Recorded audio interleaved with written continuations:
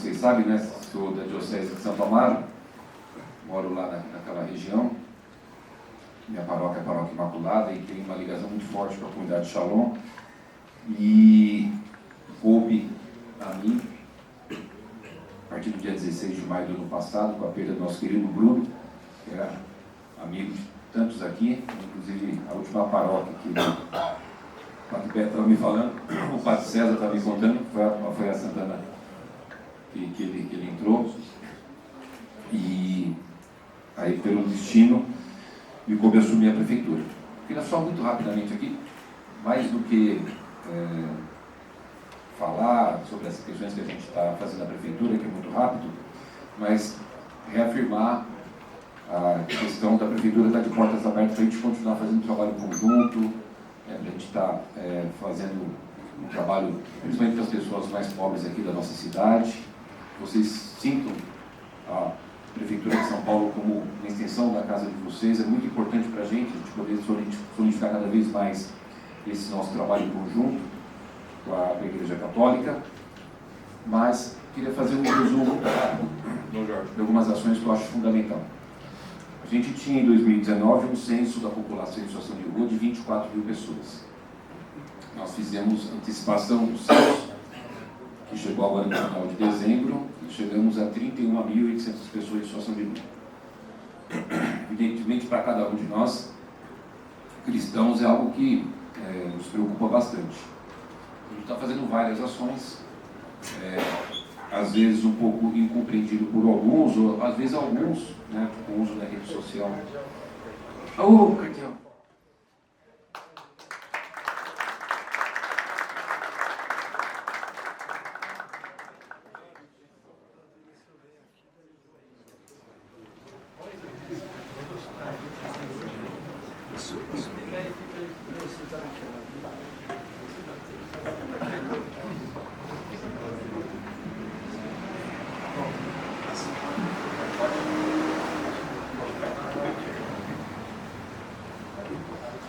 Está falando, chegar com o nosso cardeal aí, está me autorizando aqui a continuar. Eu vi os cumprimentos, Dom Dino, e estava falando aqui um pouquinho da história, né? Todos sabem que Deus me colocou como missão. Dia 16 de maio completou um ano que a gente perdeu o nosso querido Bruno, e evidentemente eu tinha que tocar aqueles compromissos que nós assumimos na campanha durante 2020, que o povo nos elegeu com aquelas propostas, e é o que a gente tem feito. Então, eu coloquei aqui de que a Prefeitura de São Paulo está com as portas abertas para cada um das pessoas, todos da Igreja Católica, que é muito importante para a gente poder reforçar essa interlocução de trabalho, recebendo sugestões, orientações, reclamações, pedidos, enfim, fazer esse trabalho conjunto. Então, dizer aqui que a Prefeitura de São Paulo é uma extensão da casa de cada um de vocês. Falava aqui, estava iniciando, dizendo um pouquinho, vou fazer muito rápido aqui uma colocação sobre o que a gente está fazendo na Prefeitura, e eu dizia sobre a preocupação de todos nós, evidentemente como cristãos, das pessoas em situação de rua. E que em 2019 nós tivemos o censo de 24 mil pessoas, fizemos o censo, antecipamos o censo, e nós recebemos no final do ano passado, e o censo tem 31.800 pessoas, e vou, obviamente, de forma resumida, sintetizar o que a gente está fazendo, o que a gente está desenvolvendo para o atendimento dessa população. E, evidentemente, sempre vai ter algumas críticas, algumas delas muito, que eu queria pedir a compreensão de vocês, muitas delas por conta do uso das redes sociais. Hoje, muita gente usa a rede social para fazer as críticas. Eu acho que a melhor forma é a gente poder ter a oportunidade, aqui rapidamente, eu já agradeço, Jorge, a oportunidade de poder esclarecer. Nós fizemos, nesses últimos 12 meses, a contratação de 3.500 vagas de hotéis. 3.500 vagas de hotéis. Para famílias, as pessoas que estão com crianças, e para idosos. Então, são vagas de hotéis que a gente alugou, com café da manhã, almoço, café da tarde, jantar. Ampliamos as nossas vagas dos CAIS, que é o Centro de Atendimento Especial, para aquele que tem um cachorrinho, poder levar o cachorrinho, para quando é mulher. Abrimos até 2 CAIS, um para homens trans, um para mulheres trans, ou seja, atendendo toda a população em situação de rua. A gente tem uma resistência de muitos das vezes aceitarem para ir para o abrigo. Nós estamos lançando agora um programa, inclusive, quando a gente foi desenhar esse programa, que chama-se Programa Reencontro, convidei o padre Júlio Lancelotti para poder apresentar para ele. Ele gostou bastante. Nós chamamos o pessoal do Pop Rua para apresentar, e eles também gostaram bastante. Nós já fizemos a licitação das primeiras 350 unidades, vamos chegar em 7.000 unidades. O que quer dizer o reencontro? Nós pegamos o mundo, aqueles países que tiveram experiências como aqui da cidade de São Paulo com as pessoas em situação de rua e conseguiram resolver os seus problemas, não 100%, a gente não vai nunca conseguir resolver 100%, né, mas tentar resolver o máximo possível. E o que mais se assemelhou aqui à cidade de São Paulo é o que foi feito na Austrália, um programa chamado House Effect, que são unidades habitacionais pequenas, são unidades de 12 metros quadrados, temporárias, que as pessoas têm lá sua cama, o banheiro, geladeira, fogão. Então, num terreno que a gente tem ali na Avenida do Estado, Tiradentes, onde é o Detran, aquele terreno é da Prefeitura de São Paulo. Conversei com o governador Rodrigo Garcia, até pela localização que ele tem, pedi para que ele devolvesse para a gente o terreno, porque não tinha mais necessidade de ter planta aquele espaço todo. O governador Rodrigo Garcia foi muito atencioso, já nos devolveu. Nós já compramos as primeiras 350 unidades, que agora, no mês que vem, já começa a colocar lá. Então, serão casinhas, e dentro desse complexo nós vamos ter lá uma UBS, um local para curso profissionalizante, a gente terá curso profissionalizante para as pessoas em situação de rua, atendimento psicossocial, horta comunitária, enfim, todo o atendimento, inclusive um bom prato que vai ser feito ali com a capacidade de fornecimento de refeição de 5.000 refeições por dia. Então, é um grande investimento da Prefeitura de São Paulo, junto com o governo do Estado, para a gente poder dar esse primeiro atendimento. Nesse local, agora a gente começa a colocar mês que vem essas 350 unidades, mas a gente já tem a área para ampliar, então vamos ter mais 1.000 unidades nesse local e outros pontos da cidade, inclusive tem um aqui perto, não, Tucuruvi, aquele que são 2.400 unidades.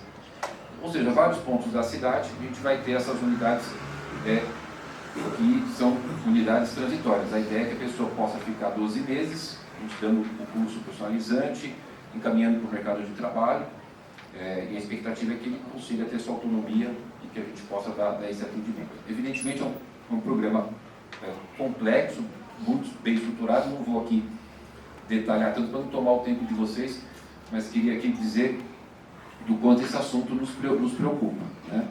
Ainda mais, imagine eu, toda a minha vida na igreja, o quanto essas questões das pessoas mais pobres e vulneráveis, o quanto isso nos atinge.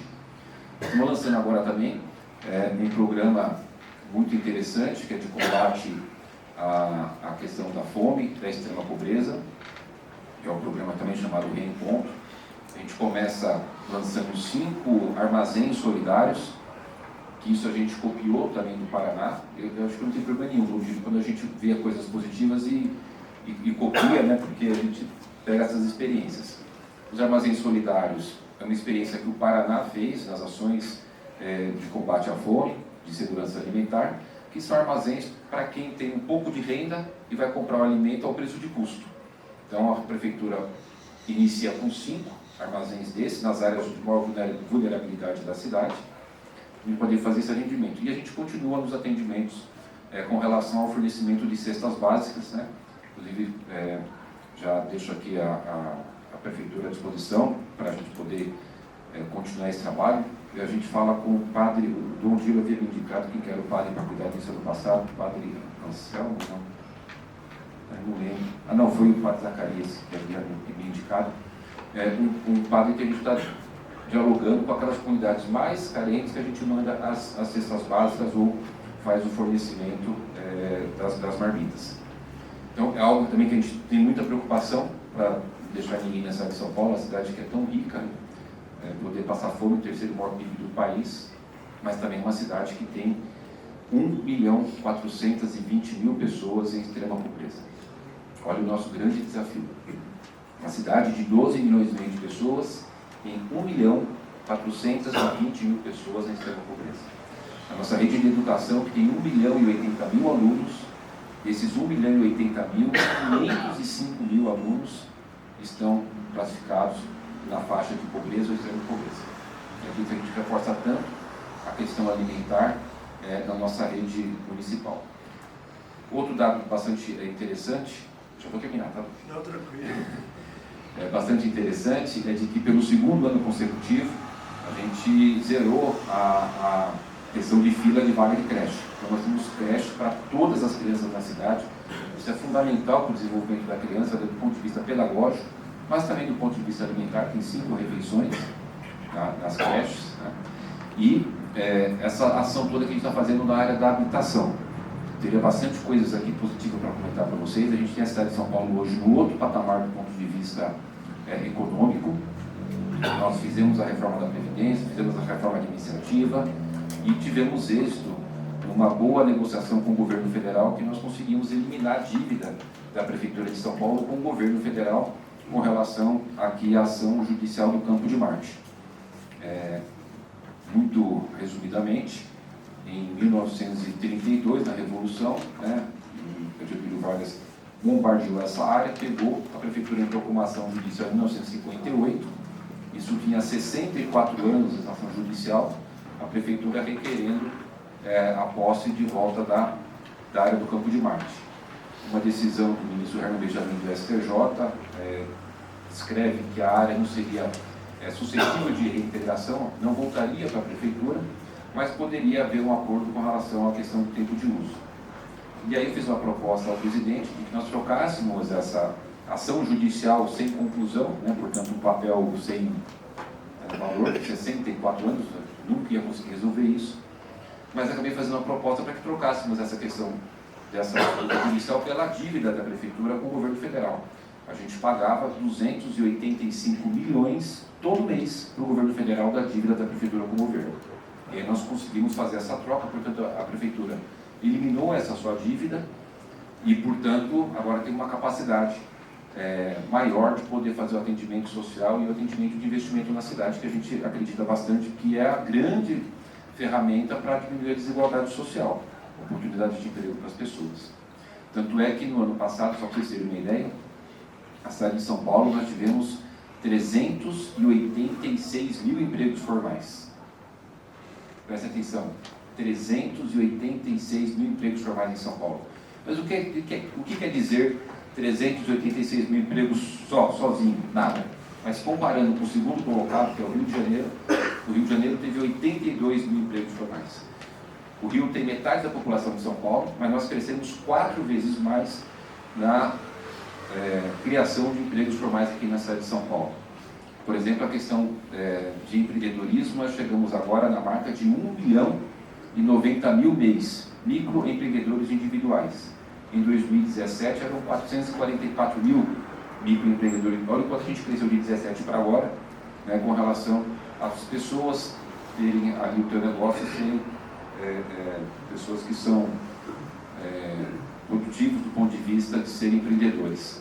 E o muito interessante, Dom Gil, é que desses 1.090.000 microempreendedores individuais, 55% é de titularidade de mulheres. A gente vê aí as mulheres mais ativas nessa atividade empreendedora da cidade. Ainda temos 800 mil pessoas desempregadas em São Paulo. Isso representa 11% do público ativo que procura emprego na cidade. É um grande desafio ainda, mas é inegável que a gente já vem crescendo. Para concluir, eu teria muita coisa para falar com vocês, mas acho que o outro ponto muito fundamental é a questão da habitação. Nós vamos conseguir fazer, Dom Gil, nessa gestão, o maior programa habitacional da história da cidade. Só para vocês terem uma ideia, a Prefeitura de 2013 a 2016, não estou citando o nome de ninguém, tá? O objetivo não é criticar nenhum prefeito, é só para fazer comparativo de dados, né? Então, na gestão de 2013 a 2016, foram entregues 5.500 unidades habitacionais. De 2017 a 2020, 17.500 unidades habitacionais. Nós vamos entregar, até o final do mandato em 24, mais de 49 mil unidades habitacionais. Inclusive, há 2 semanas, publicamos o edital para aquisição de 45 mil unidades habitacionais, fora as 4.420 que nós entregamos no ano passado e esse ano. Então, é indiscutível que a gente vai conseguir fazer do ponto de vista da política habitacional na cidade de São Paulo, que isso repercute em muitas coisas positivas, né? Por a vida da pessoa, a questão de combater a situação das pessoas que estão em situação de rua, e que eu acho que a gente vai realmente dar um outro patamar para milhares e milhares de pessoas aqui em São Paulo. Na área da saúde, muito rápido também, hoje nós temos 107 mil profissionais na cidade de São Paulo, na área da saúde. Como a gente fala com muito orgulho, São Paulo tornou-se a capital mundial da vacina, a capital que mais vacinou no mundo. Isso é muito importante, tanto é que a gente hoje tem um patamar de controle da Covid muito positivo. Iniciamos amanhã a vacinação da 4ª dose para quem tem 45 anos ou mais, e em seguida, assim que a gente receber novas doses, 40 anos ou mais. E nós tivemos um grande avanço. Só para vocês terem uma ideia, em 2017, quando terminou a gestão de 2016, em 2017 tinha na cidade de São Paulo 3 UPAs. Hoje nós temos 23. Dessas 20 novas UPAs, de 17 para cá, 9 delas nós inauguramos no ano passado ou nesse ano. E inaugurar equipamento de saúde é um negócio complexo. Você pega uma construção, custa 8 milhões em média para construir e equipar. O problema não é construir, o problema é manter. São 5 milhões de reais por mês para manter uma UPA. Então, quando a gente fala que fez toda essa ação para poder ter a saúde financeira da cidade positiva, a gente consegue abrir equipamentos e conseguimos dar uma qualidade de vida melhor para as pessoas. Sem falar que antes tinham 20 hospitais, o querido Bruno Covas inaugurou 10 hospitais. A gente tem tido um grande avanço na área da saúde também, inclusive, no dia 16 de maio, até em homenagem ao Bruno, nós inauguramos o primeiro centro de alta tecnologia oncológica, que nós demos o nome de Bruno Covas. A questão da oncologia é uma questão de alta complexidade, compete ao Estado, mas a Prefeitura, que é uma Prefeitura-Estado, né, maior do que muitos estados, nós abrimos o nosso, que a gente vai ter uma capacidade de atendimento para questões oncológicas de 10 mil consultas por mês, 4 mil exames e 3 mil exames e 400 cirurgias por mês da mais alta tecnologia. Tudo que tem no AIS, tem no Sírio, a gente tem lá. PET scan e cirurgia robótica. A primeira cidade do Brasil a ter robô para fazer cirurgia oncológica no país. Além de, a gente já está começando a fazer cirurgias ultra-interinas, para poder salvar pessoas. Em todas as nossas parceiras tem UBS hoje, a gente tem um grande programa para poder receber as pessoas que têm problema auditivo. A gente faz a consulta, o exame e, se necessário for, fornece o aparelho auditivo para todos que hoje se dirigem às nossas unidades de saúde.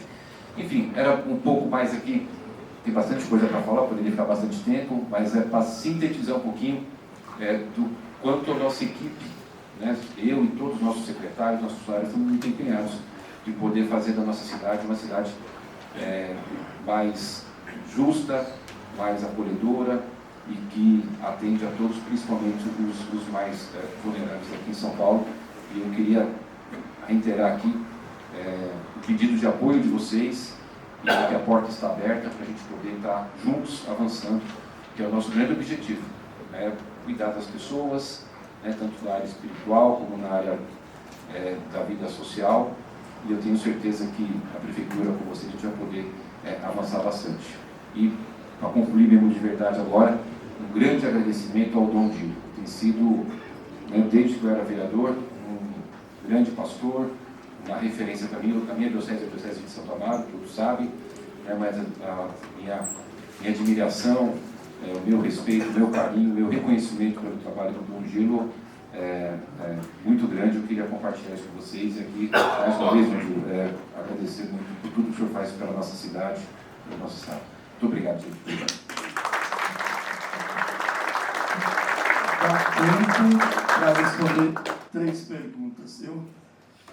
Alguém prepara para fazer 1 ou 2 perguntas em seguida. A primeira, eu vou trazer o assunto mais para o chão nosso de cada dia, em defesa do meu rebanho. Nunca chegaram às paróquias tantas multas como tem chegado por esses dias, por esses meses. E ninguém quer burlar nenhuma lei, ninguém quer fazer um descaminho ali para ter uma solução, mas eu gostaria que o senhor prefeito, isso eu não sei se é possível, mas daí seria um pedido meu, de que indicasse ou nomeasse alguém dentro da prefeitura, uma pessoa que nos desse um acesso um pouquinho mais sereno para poder a pessoa orientar. Há casos assim de pessoas que quase resolveram, paróquias que quase resolveram, gastaram dinheiro, faltou pouco e agora a coisa se tornou o dobro do que foi antes.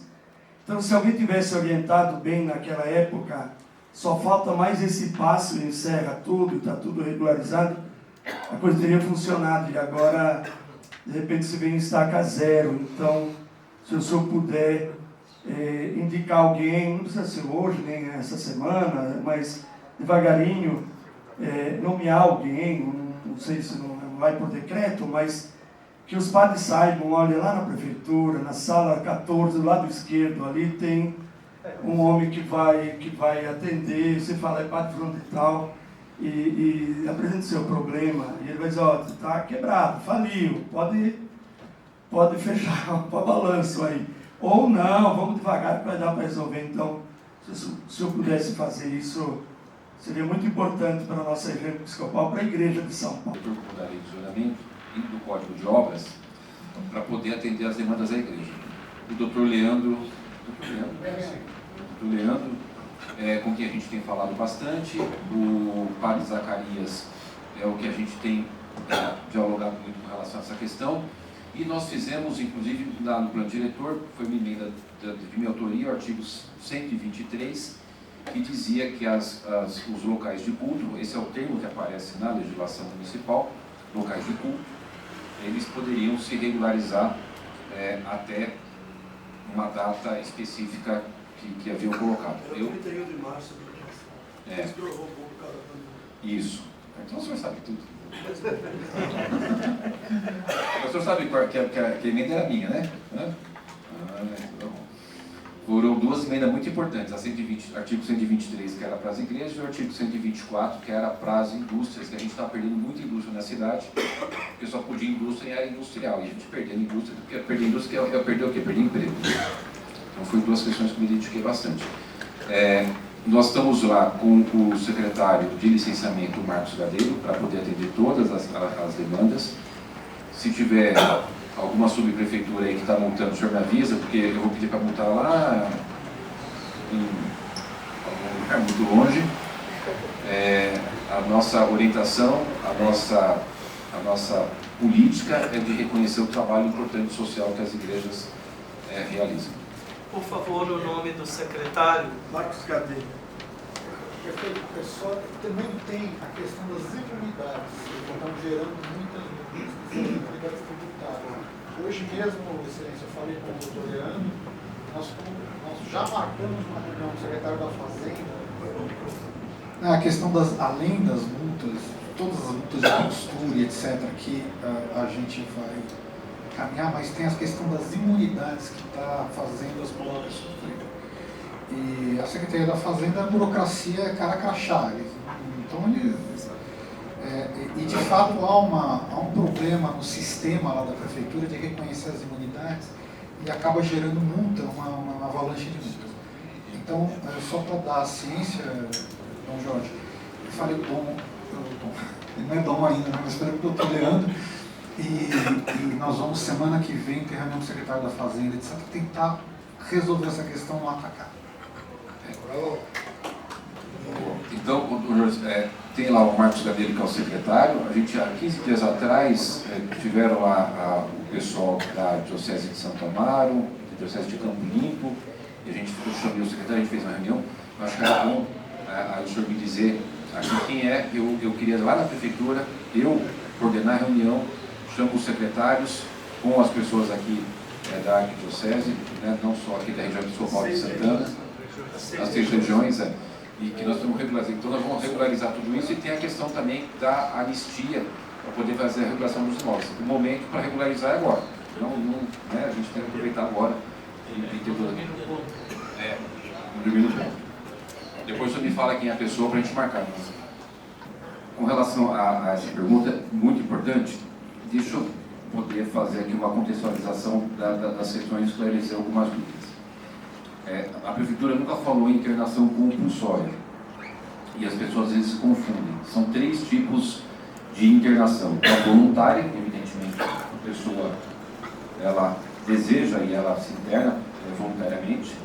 A internação involuntária, que essa é a internação que nós estamos fazendo, que é a internação quando o parente pede para o poder público fazer a internação da pessoa.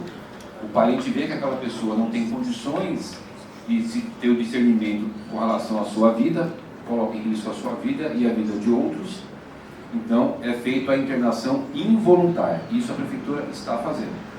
Só agora, na última semana, nós internamos mais 10 pessoas no Hospital Bela Vista, que é o Hospital Santa Lúcia dos Pobres, que o Dom Giro participou da inauguração, que é um hospital referenciado para as pessoas em situação de rua. E a compulsória, que é aquela, mas a involuntária, mesmo o parente pedindo, ainda o médico tem que atestar e concordar, né? E a compulsória é aquela realmente que você pega a força, que isso nós não estamos fazendo, e que não deve ser esse caminho, do meu ponto de vista, a não ser situações que a gente não vai nem comentar, porque só se for algo muito esporádico, né, que a pessoa realmente esteja numa situação que ela possa pôr em risco a sua própria vida, mas não faz parte das diretrizes de política pública da Prefeitura, que a gente está da voluntária e da involuntária. Não estavam se fazendo involuntária, apesar da legislação permitir. Quando eu comecei a ir pessoalmente na Cracolândia, e a gente tem que lembrar que nós temos que separar os dois assuntos, as pessoas em situação de rua é uma coisa, a Cracolândia é outra coisa, né? Ambos estão na rua, mas a forma do olhar é diferente. Eu me convenci de que a gente precisaria fazer internação involuntária para muitas pessoas, porque eu presenciei muitas mães, muitos pais, muitas vovós indo para lá atrás dos seus parentes, desesperados, e as pessoas se acabando no crack. E eu tenho certeza que a gente vai conseguir salvar muitas vidas. Só para vocês terem uma ideia, nós colocamos lá na Cracolândia, na Rua Elvete, um SEAT emergencial, e o nível de muitas pessoas, vocês já sabem, né? Mas só para vocês terem entender, hoje é terça-feira, na sexta-feira passada, às 2 horas da madrugada, na nossa tenda do atendimento emergencial, que fica médico, enfermeiro, psicólogo, 24 horas, entra uma moça às 2 horas da manhã, absolutamente drogada, e ela, na maca, deu à luz a um menino, que ela sequer sabia que estava grávida. Então é um nível totalmente difícil da gente poder compreender. Evidentemente foi feito ali o parto naquele momento. E nós fizemos lá um trabalho de colocar lá um equipamento chamado espirometria. Espirometria é um teste, é um médico, né, um exame médico que testa a capacidade pulmonar. Só para vocês terem ideia, na Cracolândia, mais da metade das pessoas que fizeram o teste de espirometria, eles têm metade da capacidade pulmonar, como se tivesse só um pulmão, o outro pulmão já acabou. Nós pedi agora para repetir os exames, colocar lá um equipamento com relação a teste de AIDS, mas o que se tem de indicativo é de que pelo menos 70% das pessoas que ali estão, possivelmente, estejam com AIDS. Então, eu pedi para colocar lá, a Secretaria colocar lá os profissionais para fazer o teste. É uma situação muito séria. A gente deixar aquilo e achar que seja algo humanitário, deixar aquelas pessoas ali para dizer que tem que respeitar o direito, eu particularmente respeito a posição de todos. Mas eu indo lá, eu particularmente acho que não é humanitário. Eu como cristão não consigo imaginar que se defenda que a pessoa tem que ficar naquela situação. Eu como cristão, eu acredito que a gente tem que ajudar aquelas pessoas a se salvarem. Aí tem as pessoas em situação de rua, e tem a questão do álcool e droga. Nós abrimos, hoje temos 97 CAPs na cidade.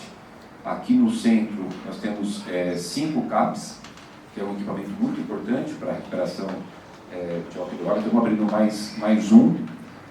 para poder dar o atendimento. E temos o CIAT, que é aquele serviço que a gente tem de atendimento às pessoas que estão comprometidas com o uso abusivo de álcool e droga, e que a gente tem vaga disponível, né, que está conseguindo salvar muitas pessoas.